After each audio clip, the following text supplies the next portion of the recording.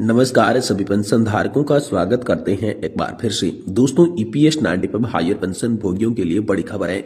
EPS 95 pension भोगियों की जंग अब सड़क पर शुरू हो गई है। संसद में भी गरमाया है न्यूनतम और हायर पेंशन का मुद्दा। तो आखिरकार ईपीएस 95 पेंशन को लेकर संसद के अंदर हायर और न्यूनतम पेंशन का मुद्दा कैसे उठा, इससे दोस्तों पेंशन भोगियों को किस प्रकार लाभ होगा, इसके बारे में दोस्तों आज की इस वीडियो के अंदर बात करेंगे। वहीं दोस्तों केंद्रीय कर्मचारी और पेंशनर्स के लिए गुड न्यूज आ रही है। उन्हें अब जो है 18 महीने का डीए एरियर मिलने वाला है। तो 7वें वेतन आयोग के तहत 18 महीने के डीए एरियर को लेकर केंद्रीय कर्मचारी और पेंशनर्स के लिए क्या गुड न्यूज निकल कर आई है, इसके बारे में भी आज की इस वीडियो के अंदर बात करेंगे। साथ ही दोस्तों बात करने वाले हैं ओपीएस को लेकर। यहाँ पर जो अब सभी के लिए बड़ा अपडेट आया है। ओपीएस पेंशन लेने का रास्ता निकाला। कर्मचारियों ने अगर लेना है ओपीएस तो जरूर करना होगा ये काम।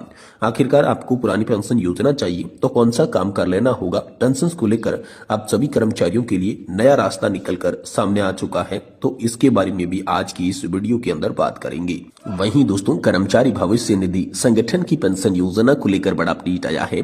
पति और पत्नी की मृत्यु के बाद कर्मचारी भविष्य निधि संगठन बच्चों को देगा पेंशन। पेंशन योजना में हुआ बड़ा बदलाव। तो आखिरकार पेंशन योजना के अंदर बदलाव हुआ है। बच्चों को किस तरीके से पेंशन मिलेगी, इसको लेकर आप सभी के लिए बड़ी खबर आई है। वहीं दोस्तों आखिरकार लोकसभा से हम सभी के लिए बड़ी खबर निकल कर आ चुकी है। आरोपी पेंशन और बकाया एरियर के भुगतान को लेकर आई बड़ी खबर। लोकसभा में रक्षा मंत्री ने दिया है बेहद ही महत्वपूर्ण जवाब। तो इसको लेकर दोस्तों आप सभी के लिए बिग ब्रेकिंग न्यूज निकल कर सामने आई है।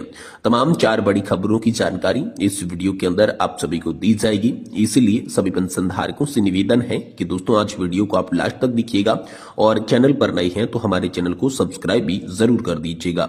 तो चलिए सबसे पहले हम जानते हैं कि ईपीएस 95 पेंशन भोगियों की जंग जो है वो अब सड़क से शुरू हो चुकी है और संसद में भी आप सभी के लिए न्यूनतम और हायर पेंशन का मुद्दा उठा। कैसे मुद्दा गरमाया हुआ है, चलिए इसके बारे में विस्तार से जानकारी को जानते हैं।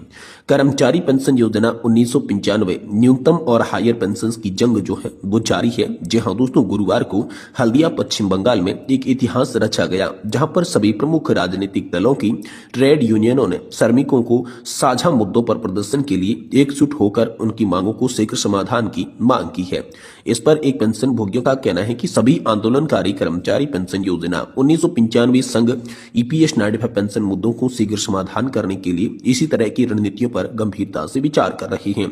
सुप्रीम कोर्ट के आदेश के अनुसार ईपीएस पेंशन के बारे में क्या है, क्या हमें नई पेंशन और बकाया मिलना शुरू होगा, क्या प्रधानमंत्री या फिर वित्त मंत्री इस पर कोई घोषणा करेंगी, इसको लेकर भी लगातार पेंशन भोगी सवाल उठा रही हैं। अब जबकि संसद का सत्र चल रहा है तो एनके प्रेमचंद्रन और सुप्रिया सुले संसद में इस मामले को गंभीरता से उठाएंगे, जैसा कि वे पहले भी कर रही थी।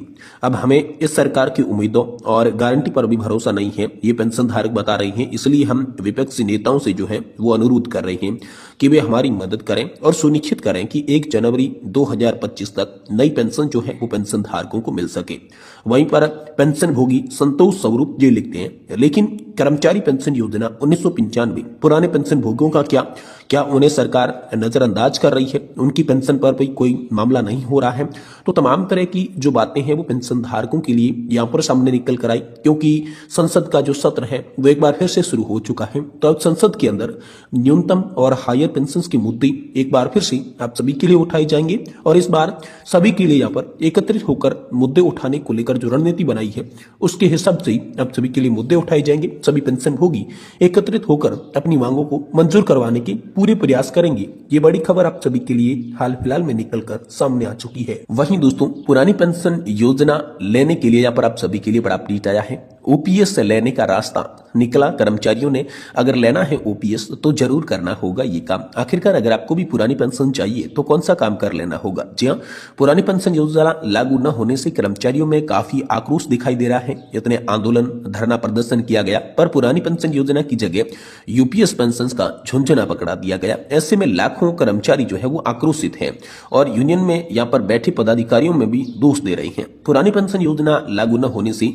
कर्मचारियों में नाराजगी साफ देखी जा सकती है। तो अगर आप भी सरकारी कर्मचारी हैं, पुरानी पेंशन योजना का प्रस्ताव प्राप्त करना चाहते हैं, तो कर्मचारियों ने पुरानी पेंशन योजना को लेकर रास्ता खोज निकाला है। आइए जानते हैं कि पुरानी पेंशन योजना को प्राप्त करने के लिए कौन सा काम करना जरूरी होगा। जी हाँ दोस्तों, यहाँ पर जो है उन्होंने कहा है कि यदि यूपीएस में आप सभी के लिए पेंशन पर सहमति नहीं होती है तो पुरानी पेंशन योजना लागू हो जाएगी। एनएमओपीएस के आंदोलन को केंद्र और राज्यों के सभी संगठनों का समर्थन प्राप्त हो रहा है, बाकी बीएमएस बीआरएमएस इन तम को छोड़कर। एनएमओपीएस के नेतृत्वकर्ता श्री विजय कुमार बंधु जी ने एक आह्वान किया कि 1 अक्टूबर 2023 को रामलीला मैदान में 10 लाख से अधिक कर्मचारियों ने हिस्सा लिया, जो कि एक इतिहास बन गया। आज तक किसी भी राजनीतिक पार्टी या किसी आंदोलन में इतनी भीड़ यहाँ पर नहीं हुई थी, तो ये एक आंदोलन बन गया है। अगर आपको भी ओपीएस चाहिए तो आप सभी को यहाँ पर बड़ा प्रदर्शन इस बार भी करना होगा।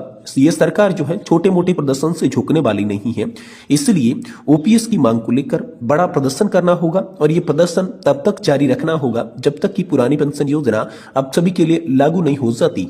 ये दोस्तों एनएमओपीएस के नेतृत्वकर्ता विजय कुमार बंधु जी ने आप सभी के लिए बड़ा आह्वान किया है। वहीं दोस्तों 7वें वेतन आयोग के तहत केंद्रीय कर्मचारी और पेंशनर्स के लिए गुड न्यूज आई है कि उन्हें अब जो है 18 माह का डीए एरियर जो है वो मिलने वाला है।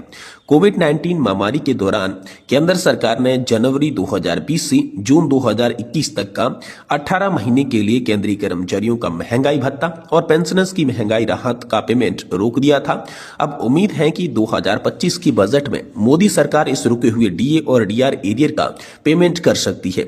यदि ऐसा होता है तो ये फैसला करोड़ों केंद्रीय कर्मचारी और पेंशनर्स के लिए बड़ी राहत लेकर आएगा। तो अब डीए एरियर की मांग को लेकर बात करें तो केंद्र सरकार के कर्मचारियों के प्रतिनिधि संगठन संयुक्त सलाहकार मशीनरी जेसीएम के सचिव शिव गोपाल मिश्रा ने सरकार से 18 महीने की बकाया डियरनेंस अलाउंस के भुगतान की मांग की है।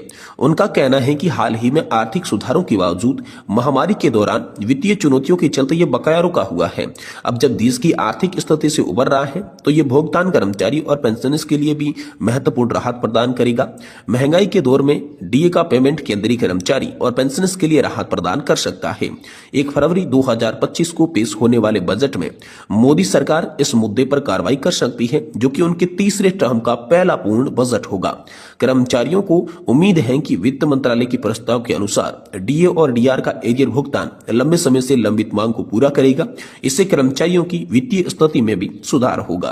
तो दोस्तों यहाँ पर क्या हो सकता है आप सभी के लिए फैसला, तो केंद्र सरकार इस प्रस्ताव पर विचार कर रही है, जिसे मंजूरी मिलने पर कर्मचारियों को आर्थिक राहत मिलेगी। ये सरकार की सकारात्मक पहल का संकेत है। बजट 2025 में इस घोषणा का भी सब्री से इंतजार किया जा रहा है, जो महामारी के दौरान बाद आर्थिक स्थिति को मजबूत करेगा। इससे लाखों कर्मचारियों को मदद मिलने की आशा है, जिससे उनकी वित्तीय स्थिरता में सुधार होगा और उनको जो है वो राहत मिलेगी। तो ये बड़ी खबर आप सभी के लिए निकलकर सामने आई है। वहीं दोस्तों पेंशन योजना को लेकर बड़ा अपडेट है कि पति और पत्नी की मृत्यु के बाद ईपीएफओ देगा बच्चों को पेंशन। यहाँ पर जो है पेंशन योजना से जुड़ा ये बड़ा बदलाव आप सभी के लिए सामने आ चुका है। जी हां, कर्मचारी भविष्य निधि संगठन की पेंशन योजना से जुड़े कई बड़े प्रस्ताव पर विचार कर रहा है। जी हां दोस्तों, इस कदम पेंशन योजना को आकर्षक बनाने के लिए श्रम मंत्रालय के द्वारा उठाया गया है। इसके अलावा मंत्रालय निजी क्षेत्र के कर्मचारियों के लिए पेंशन राशि को बढ़ाने पर भी आप सभी के लिए विचार कर रहा है। खासकर उन कर्मचारियों की जिनकी सेवा अवधि लंबी रही लेकिन पेंशन की राशि कम है, तो इसे वर्तमान में 1000 रुपए न्यूनतम पेंशन को बढ़ाने का जो आप सभी के लिए प्रस्ताव है। ईपीएस के तहत सामाजिक सुरक्षा व्यवस्था को मजबूत करने के लिए श्रम मंत्रालय पेंशन फंड में अधिक योगदान देने के विकल्पों पर भी विचार कर रहा है, जिससे ईपीएस 95 पेंशन योजना के तहत उच्च पेंशन मिल सके। सूत्रों के मुताबिक पेंशन सुधारों के संबंध में विचार विमर्श के दौरान यह सुझाव दिया गया कि इन योजना को और भी आर्थिक और आकर्षक बनाते हुए पेंशन धारकों की चिंताओं को दूर किया जाएगा। ये बड़ी खबर दोस्तों आप सभी के लिए हाल फिलहाल में निकल कर सामने आ चुकी है।